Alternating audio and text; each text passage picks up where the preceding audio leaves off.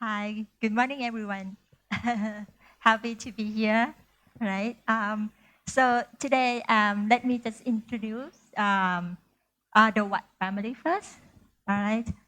Starting with Lam, yeah, and Luke here, Hello. Maria, and of course Graham. Hi. Okay, so yeah, we're just gonna start with a short video. Oh, we done that already.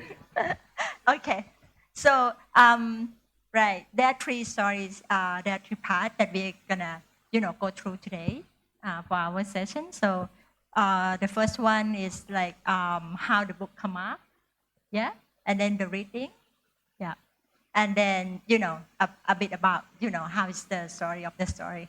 All right. So yeah, Lam, can you please introduce it? Good morning again. Okay, just thanks for coming for this session.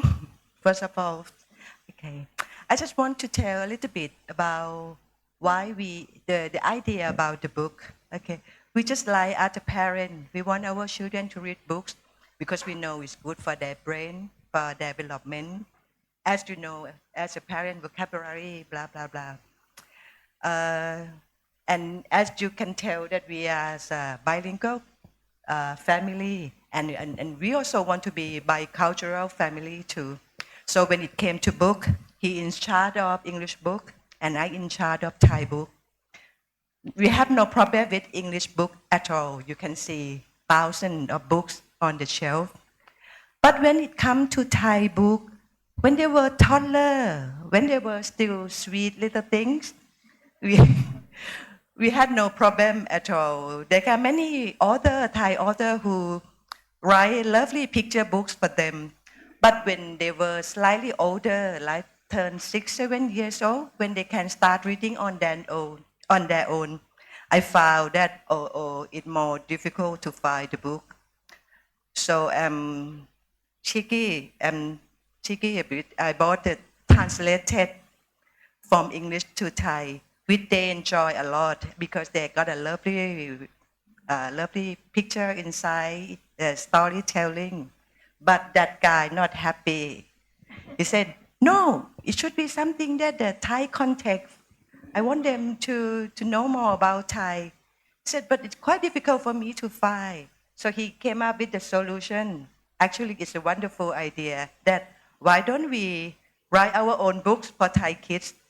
So that's just the idea floating around the family. It's kind of half joke, half serious, but it's been mentioned every time we had a discussion about book education children. And until 2020, when the lockdown happened, then we moved. Then we were in UK, and the British government introduced the lockdown. We could not go anywhere. We could not do anything. So why don't we just start this project? So that's the beginning of the writing. And then while Ramayana, as you know, we kind of love the idea of adapt the epic and the myth to the modern story. Okay, Percy Jackson is our big inspiration. Luke, he is a big fan of Percy Jackson. You know the Greek god story, the myth god. The father is a god, the mom is just a commoner, ordinary people. And we love that idea. So, and they know Ramakian too is kind of something around us all the time. We heard about Ramakian, we see Hanuman, we see Totsakan. So we just said, why not we use Ramakian to as the vehicle for our story? And nobody object. That's why we use Ramakian. Okay, this is my part. Okay, now back to Kun Chip. So now the reading part, or right, yeah. Anyone would like to, ask anything? Any question here? No? Okay. Yeah, I do. Actually, we've been friends for a very long time, so it's come to my surprise, when she. Oh yes, please.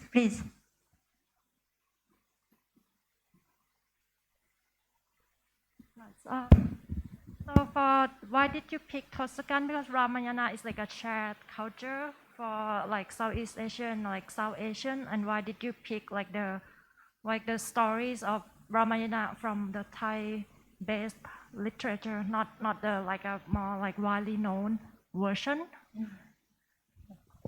I think because we, the kids here, familiar with this version. Our main purpose of this book is not promote the culture. We just promote the reading to kids. And if we pick up something else that feel like far away from them, we afraid that it would not work. But this is something that they get used to. So maybe we hope that this is, so they can, familiar. Kids love something that routine. They love something familiar, not alien. So we hope that this would work for the kids at this age. And by the way, we both have, we write in Thai version. We have the Thai book, and we also have English book, which is maybe unusual, but it's not translated. We agree that it should not be translated because the first goal of this book is just for Thai kids. It's going to be Thai writing, not translation. Okay. Anyone else? Yeah, please.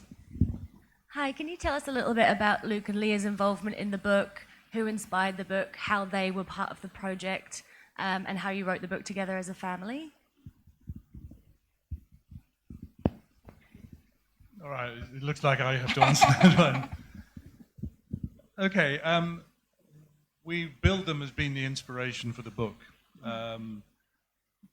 But that was because they were the people who we had in mind when we wanted to write this book. We want them to read and enjoy something, not just Harry Potter and not just Rick Riordan's books, but something that they could relate to. So it was them in the first place. We're going to do this for them. We were never going to actually do this in English. It was only later that we started to realize it might appeal to English kids, to non-Thai kids as well. And so they played a very big role at the beginning because we kept saying, where's some ideas? We can come up with some ideas. And so Luke was very quick to say something like Percy Jackson, because it was mixing the Greek gods with a kid from New York, right? I think he was New York. Is he New York? So he started clamoring for something like that. And then we said, well, okay, what will we do? And I'm pretty sure around that time we went to see the movie Jumanji, the second version of Jumanji, where, as you know, the kids disappear into another world. And they loved that. They also watched the Lion, the Witch, and the Narnia series. We watched that a lot, and that also appealed to them. So it became almost compulsory that we should do something like that. And then we started to say, with what? Then again, it was him who said, maybe disappearing into a painting at the art museum or something. And then we started to click that there was the Ramakian murals at the Temple of the Emerald Buddha in Thai. Wat Pak Khao. So, Wat Pak Khao. So we thought, okay, that would be the place for them to disappear. And then once that started happening, the book, clearly, if you're going to do the Ramakian, the story exists, right? The abduction of Sita, Sita's rescue. So we had no problem with an overall plot. But then we had to fill in the detail, because if you put two Thai kids into the story, one from Lopburi, because that's where Hanuman lives today, right?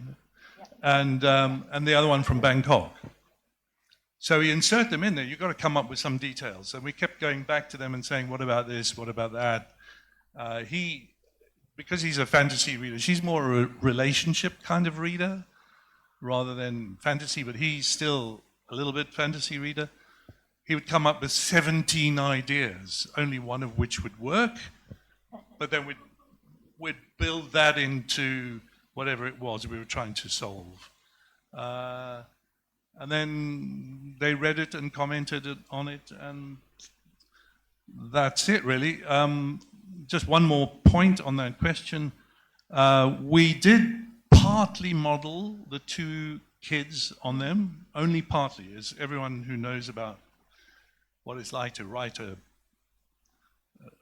piece of fiction knows that you don't actually put a real live person into your book, you just take some ideas from it. So the two characters are Catalia, also known to everybody as Kat. And Kat is partly modeled on her, although Kat in the book is a fighter. She's a taekwondo girl, and you must see her slay demons. You will not believe it. All right? She's also very self-confident, and you know, those people who don't appreciate girls being strong would call her bossy or pushy. She's like that. I know all about that.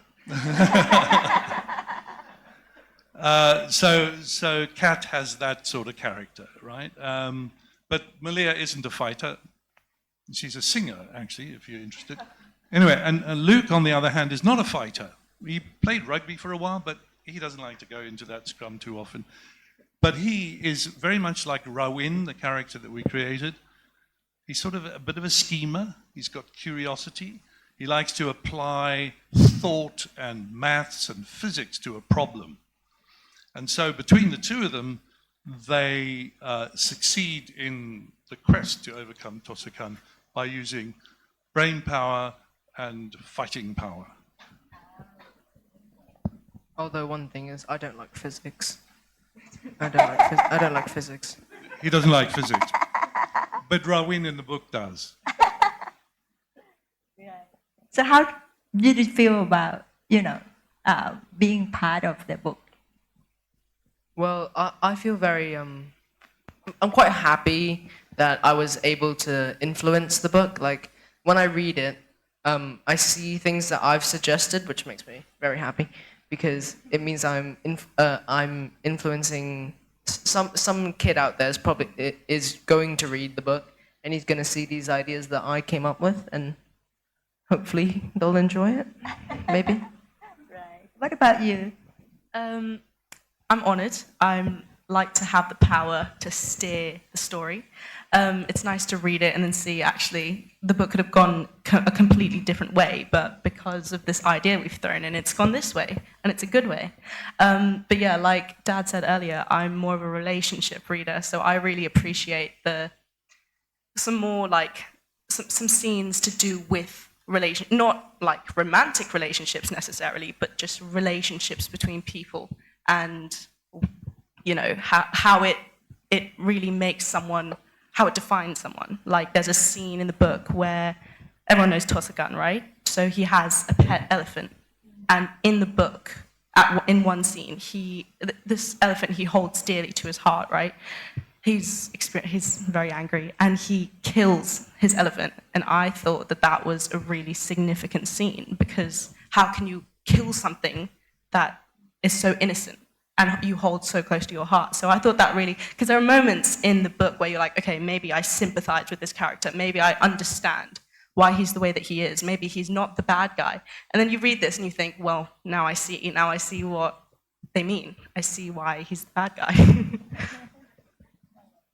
Can I just add to that just two things? One of them is Totsakan's evil is not clear right from the beginning. And if you're familiar with the Ramayana or the Ramayan story, Totsakan is not originally, when he's with the gods, a bad guy. He's treated really badly. And so we captured that side, and when he turns to the dark side, sort of thing, we capture that in one of the stories in the book, and then you start to understand it. But she only really felt that it was confirmed that he was evil when he just slaughters his elephant, which is really depressing. It was a really hard bit to write, I have to say.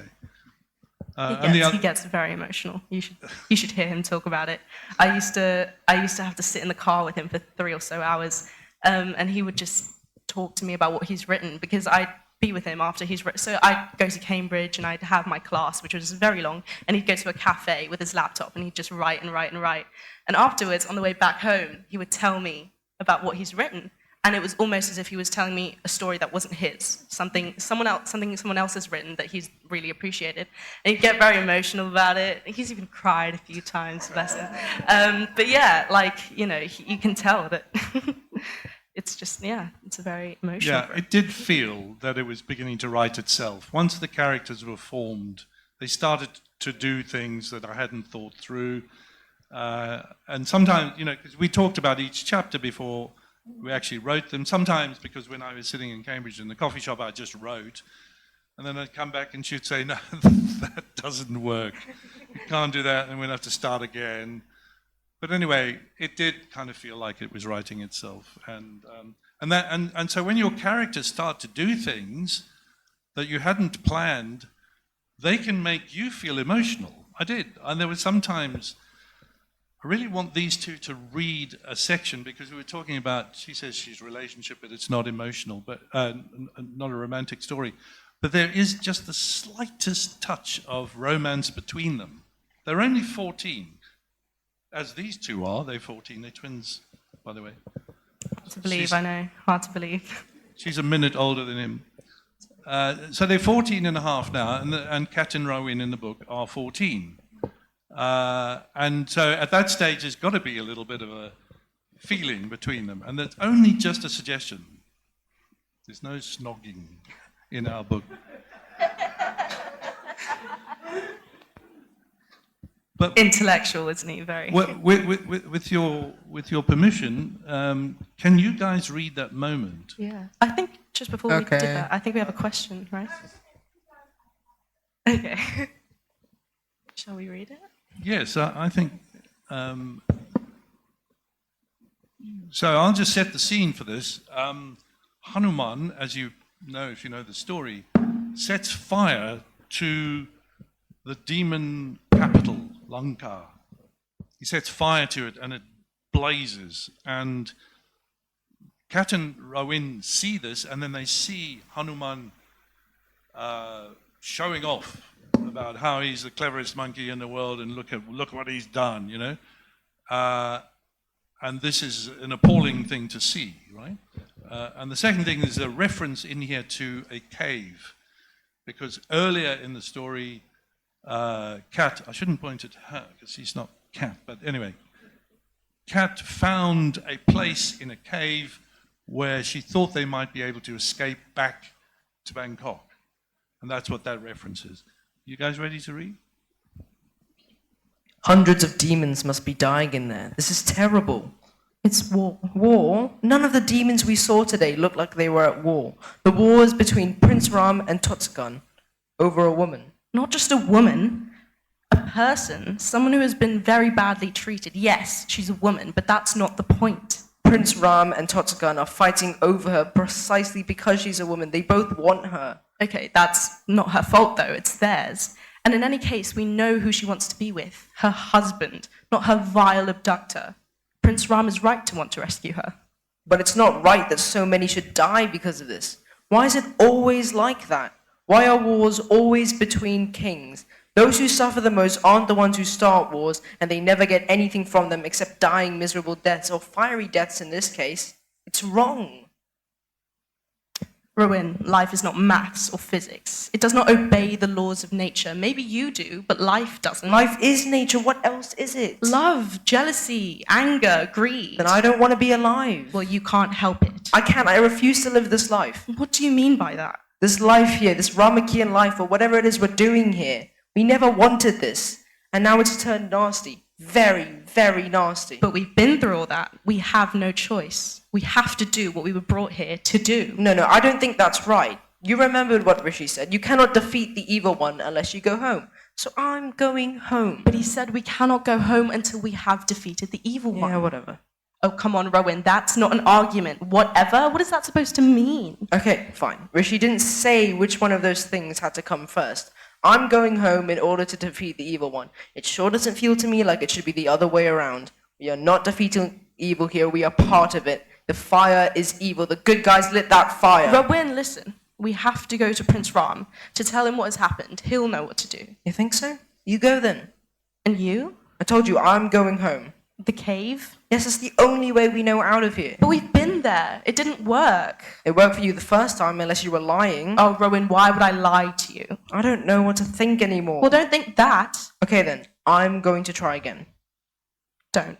Please. Stay with me. No. I need you. No, you don't.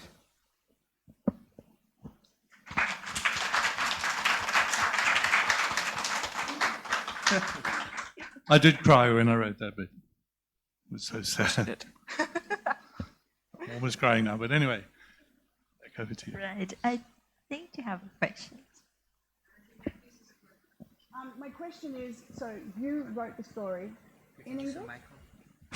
Now it's working. So you wrote the story in English and then you translated it to Thai, but you originally said that the idea was to write it in Thai. Okay, that's a good question, and it has a sort of obvious logic. I can't read Thai, I got that. That's why. and Lam can read English. So obviously the first draft always had to be in English. And so chapter by chapter we would do that. Then she'd pick it up, not to translate it, but to say whether she thought it worked or not. And then we sort of reworked and then went back again. And when it was clean in English, she'd make it clean in Thai, but using Thai idiom rather than just a translation. Does that make sense? Okay. Although I'm the journalist, my living is by writing, right? But it's based on facts. It's the non-fiction. So when I start, I'm read it again and the draft, and I thought, wow, this is for academic. This is for art and culture magazine rather than children book. So I'm not the writer by nature. So then we try to sort out the problem. First he just draft for me, and I put in the detail, and then we came up, and why just draft and write it? Why don't we just do both language? Then we rework. We start from the beginning again. That okay, now we discuss chapter by chapter. And okay, and when we finish the English draft, if I'm okay, it's good, I'm happy with this. So I'm kind of first reader. But if not happy, so we discuss again why I don't like this. So he will fix it and at the end. So and I would not want to say it's a translated because, as I said in the beginning, that we wanted to be writing for Thai. So I try to not make it like a translated, like a passive voice, a lot of that kind of thing. That's just the idea, the way we work.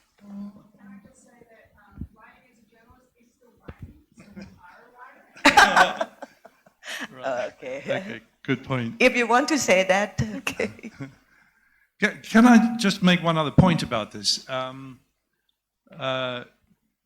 Narisa from River Books is here. Thank you for coming. And she ensured that the Thai version got really, really forensic attention in the editing process. I couldn't tell that, but Lam was to and fro with the editor from River Books. That meant that it became more and more intensively Thai idiom rather than anything remotely like a translation. Yeah, and my friend, as you said, she's a real reader. So I asked her that, do you still feel it is very like a translation? If she says, yeah, more, so I polish it. She kind of my first editor too. Thank you very much. Yeah. Any questions? Oh, Yeah. Anyone have? the boy had a question. Oh. So I'm interested in your work process, like how you do both drafts, like into cultures at the same time. So like the cultural nuance, like were there any arguments during your process of writing in two languages? Like this one fit for Thai readers, and this is like like there were changes that you had to reconcile between both of you to make the two versions. So that's I find that quite fascinating. Thank you. I honestly don't recall any serious disagreements about it. I mean, I'm sure there were probably times when she just laughed at me and said, you can't do that. That won't go down very well with a Thai reader. But we were both pretty well, freed up from any constraints. So no, I mean, the whole exercise was to create a book that children would enjoy. First them, and then we hope other children. And that was the single purpose for the whole thing.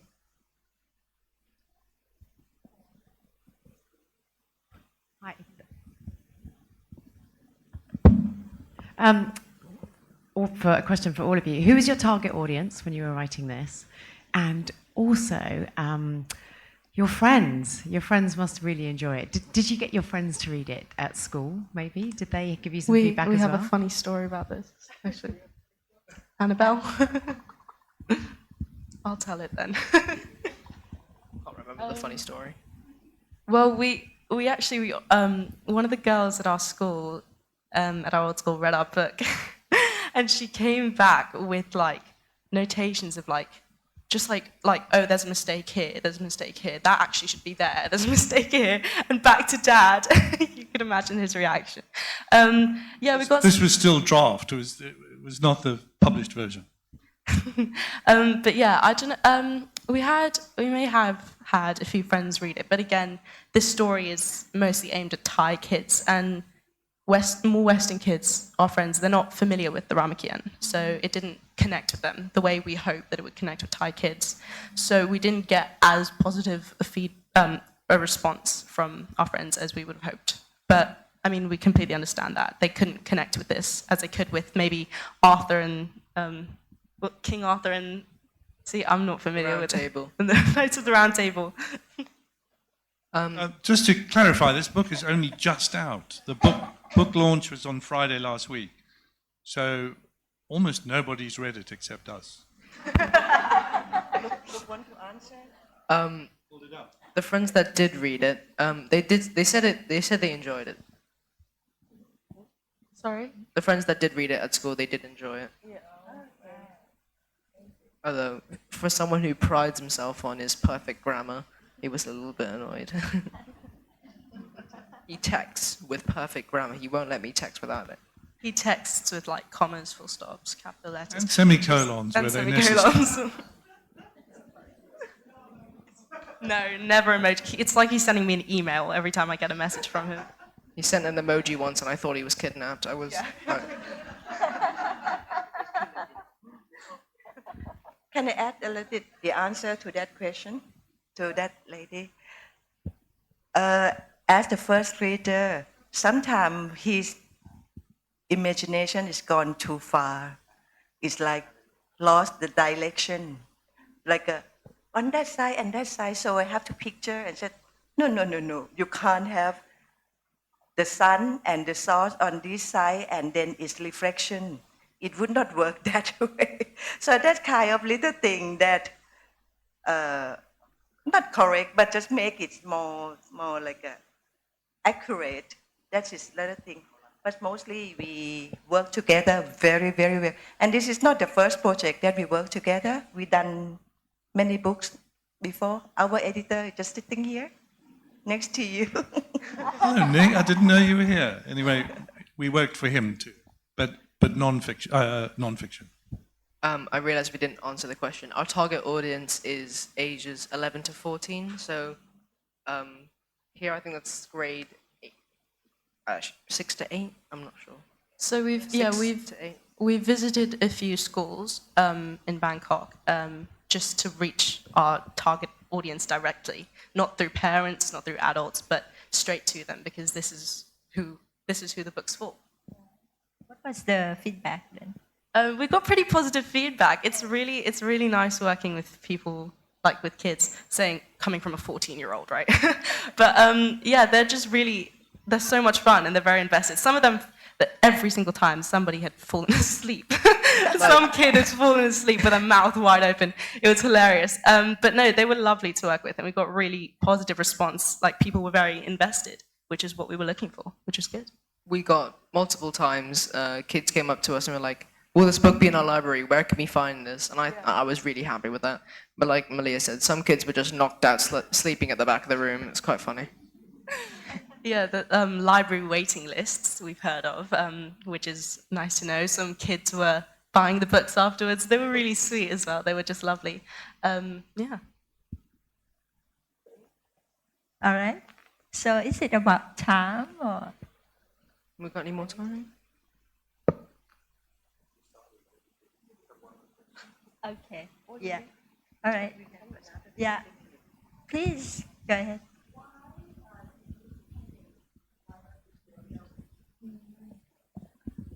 Yeah, I noticed that you use a pen name for the book. So why did you choose to use the pen name instead of your real names? Yeah.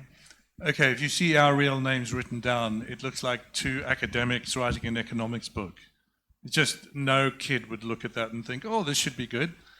So we thought, well, let's come up with a pen name. And so we sat down and thought what would work in both English and Thai. And we just made Tamlin B up completely because you can say it in both languages.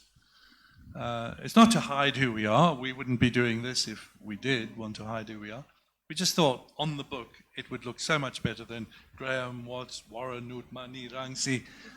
You know, it just looks like Chris Baker and Pasuk. So we wanted to avoid that. So do you have favorite character in Hell yeah. the book? So,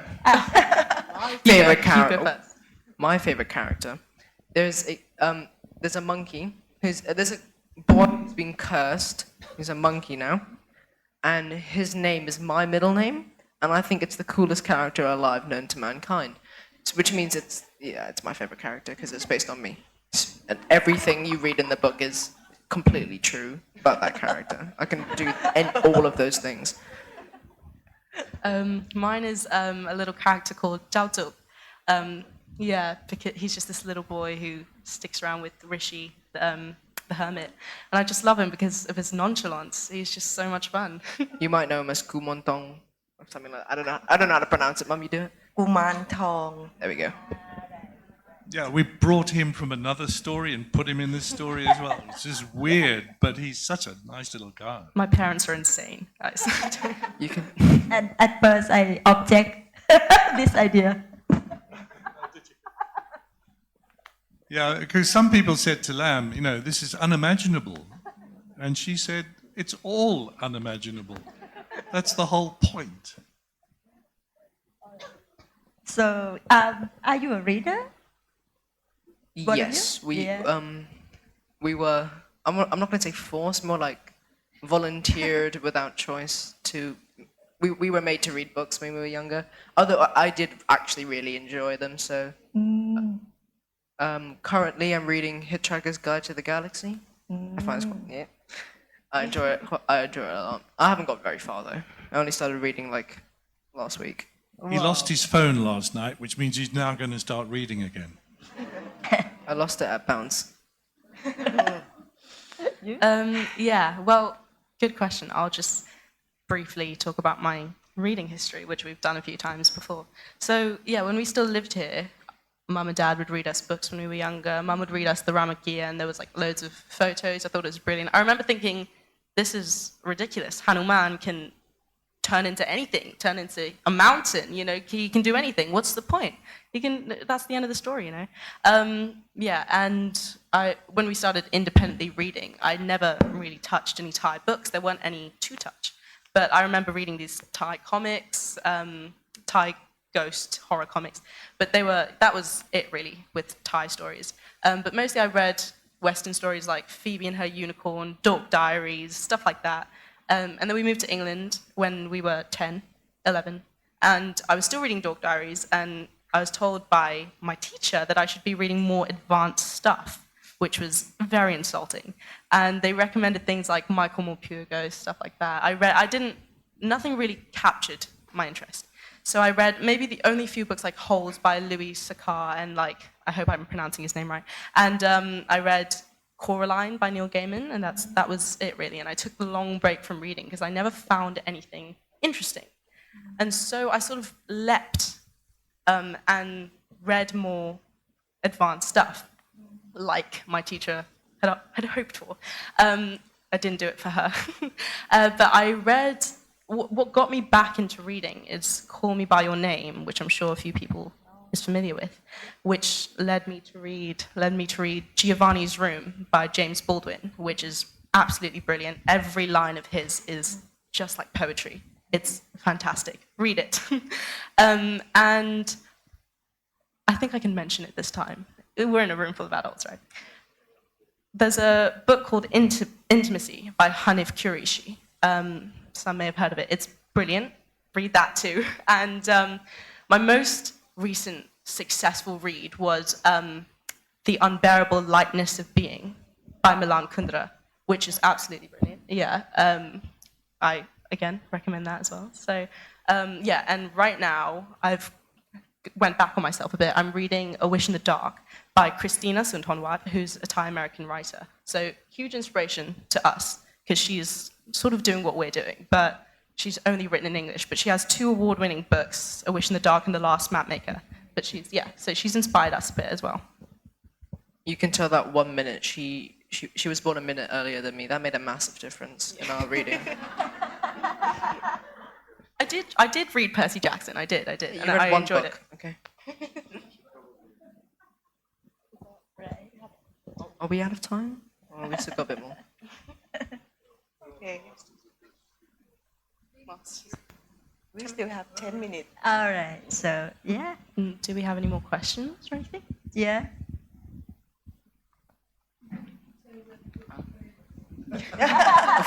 Yes, of course. The book is published by lovely River Books. Gorgeous place, by the way. Their cafe and their bookshelves are amazing. Published, wonderful books. So yeah, it's on the River Books website. And if anyone has Instagram, we have an Instagram account with the link in the bio. So pop a follow. It's on sale here as well. Yeah. Woo! Brilliant. Thank you. And afterwards, we're going to go down there, and if you want us to sign, you get all 4 signatures. We can do that too. Awful. If you see the huge cardboard cutout of Totsakan hanging from a temple, that's us.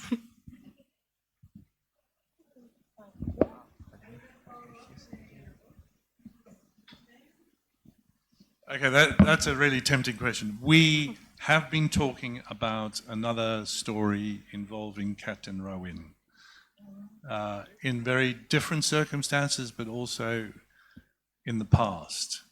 But we've drafted 3 chapters, and we're beginning to really like where it's going, but we'll have to see, if this catches on, if there are enough people who say, oh, we quite like that book, then we might give them another one that they might quite like. So make it happen, guys. Make it happen. Yeah. So anyone wanna?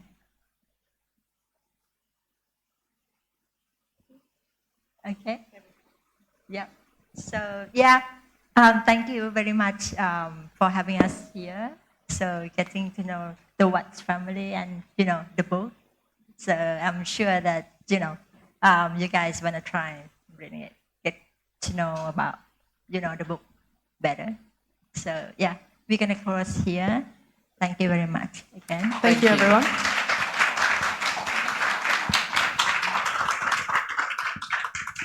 What a lovely discussion on such a modernized take of such an iconic Thai literary canon, promoting reading for kids by using a story that is already familiar. The speakers will now be making their way to the Neilson Hayes Library courtyard if you would like your book signed. Kindly make your way outside if you will not be attending the next session. Thank you.